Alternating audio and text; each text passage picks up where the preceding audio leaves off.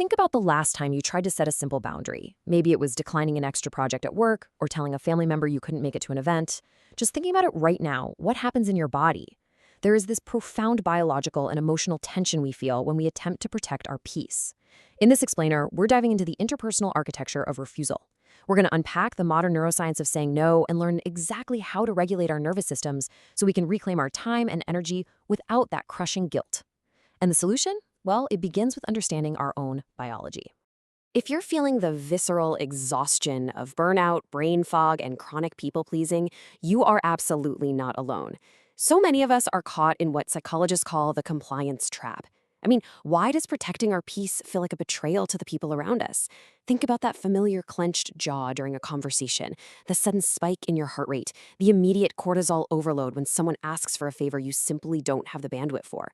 Your mind is screaming no, but your mouth just says, sure, no problem. We do this to avoid immediate tension, right? But the long-term cost is severe emotional depletion. The root of this reaction is a nervous system response known as fawning. If you have a history of difficult experiences or honestly just intense social conditioning, your body may have learned to be overly agreeable simply to feel safe. This fawning response is an instinct to avoid conflict at the absolute cost of your own needs. And it is so important to understand that this behavior isn't a personal failure. It's not a sign of weakness. It's actually a deeply ingrained nervous system reaction designed to protect you from perceived social threats. So, let's get into section 1, the diagnosis. Why saying no physically hurts. There is hard science behind that agony. A landmark 2019 study published in the journal Social Neuroscience proved something incredible. Rejecting others or experiencing social disconnection activates the exact same neural pain circuits in the human brain as a physical injury. Think about that for a second. From an evolutionary perspective, human survival historically depended entirely on group cohesion. We are biologically wired for social connection. So when you are forced to refuse a request, your brain registers the potential social friction as an actual physical threat. You experience genuine physiological pain. Because of this deep-seated fear of social disconnection, our perception becomes completely warped. Research by Vanessa Bones, a professor of organizational behavior, highlights this fascinating egocentric bias. We systematically overestimate how disappointed or angry others will be by our refusal by approximately 50%. We project our own internal awkwardness and anxiety onto the other person, assuming our no is going to completely destroy the relationship. But the reality is, people are far more resilient and far less judgmental of our boundaries than our anxious brains lead us to believe. To prove just how powerful this anxiety is, Bones conducted what's known as the pickle experiment. In a library, an interviewer asked complete strangers to take a pen and write the word pickle inside a library book. Despite voicing clear ethical objections to defacing public property, over half of the people complied and vandalized the book anyway. Why? Because the immediate, intense discomfort of looking someone in the eye and saying no was so overwhelming that their compliance actually overrode their personal ethics. That is the true power of the compliance trap. Moving on to section 2, the mindset shift, from porous boundaries to biological membranes. To break free from this cycle, we have to undergo some cognitive restructuring. We've got to completely discard the unhelpful belief that saying no is inherently unkind, uncaring, or selfish. Instead, we need an assertive reframing. When I say yes to one thing, I am automatically saying no to something else. Your time and your cognitive energy are finite. Boundaries aren't these rigid, cruel brick walls. They are healthy biological membranes. Just like a cell membrane lets nutrients in and keeps toxins out, your boundaries protect your nervous system and preserve your essential capacity for the things that truly matter. And we have the data to prove why preserving that capacity is absolutely vital, especially for burnout recovery. UC Berkeley tracked over 5,000 managers and employees.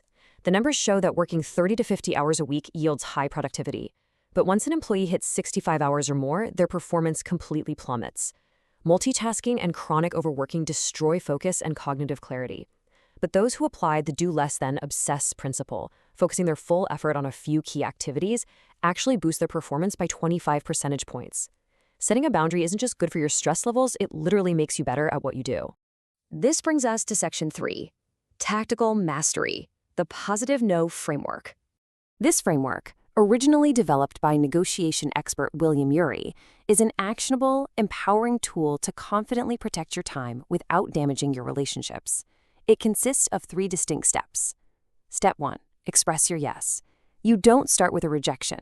You anchor your response in what you are protecting, your core values or priorities. Step 2. Assert your no. You establish a clear, firm limit in a calm, matter-of-fact tone. And step 3. Propose a yes. You offer a constructive alternative or a collaborative solution. Essentially, you close one door but open another. Let's see how this builds into a practical script you can actually use at work. Imagine your boss asks you to work the weekend. You could say, "Quality family time is important to me, so I can't work on the project this weekend. I propose I work late Monday to get it done." Notice how calm and emotionally grounded that sounds? You affirmed your own need for balance, you established a healthy boundary to protect your restorative downtime, and you still showed up as a team player by proposing an alternative. Section 4. Disarming pushback. Navigating guilt and manipulation. When you change the rules of engagement, you have to expect some resistance, especially from people who previously benefited from your lack of boundaries. Let's map out some common manipulative games and your clinical countermeasures. If they use guilt, you use the broken record method. If they use a tactic called DARVO, where they deny, attack, and reverse victim and offender to make you feel like the bad guy, you refuse to engage in role reversal and stick strictly to the facts. And if they use flattery, saying something like, "But you're so much better at this than I am," you acknowledge the compliment but focus firmly on your lack of bandwidth. Let's zoom in on the ultimate tool for recovering people pleasers, the broken record method. When you're faced with emotional manipulation, the quickest way to spike your stress is to start defending, justifying, or over-explaining your choices. Instead, you just calmly repeat a single clear boundary. You do not deviate, you don't let them drag you into a side argument, you just play the same track over and over. "I understand you are disappointed, but my decision remains the same." If they push again, you repeat it. Keep your tone slow, neutral, and steady. Speaking slowly sends a literal signal to your own nervous system that you are safe. It prevents your body from slipping back into that trauma-informed fawning response we talked about earlier. You're entirely separating their emotional reaction from your personal responsibility. To integrate this into your lifestyle for sustainable, healthy living, focus on a few practical daily habits. First, pause before responding. Just take a breath. Say, "Let me check my calendar." This alone buys you time and stops that yes autopilot dead in its tracks. Next, separate guilt from responsibility. Remember, you are responsible for your choices, not for managing another adult's disappointment. And finally, expect and tolerate pushback. Their discomfort is actually a sign that your boundary is working. As we wrap up this explainer, I really want to offer you explicit psychological permission to protect your energy. Taking care of yourself is not selfish, it's necessary. Your longevity, your emotional resilience, and your mental clarity all depend on your ability to confidently filter what you allow into your life. Ultimately, setting a boundary is a profound act of self-love. It's not a socially awkward failure, and it's certainly not a rejection of others. A boundary is simply saying yes to yourself. It's saying yes to more energy, less resentment, and relationships that feel genuinely balanced and fulfilling. So I'm going to leave you with this provocative thought as you move forward. When you step back into your day, when the next request comes across your desk, or your phone buzzes with a new demand on your time, what will you say yes to today, simply by saying now?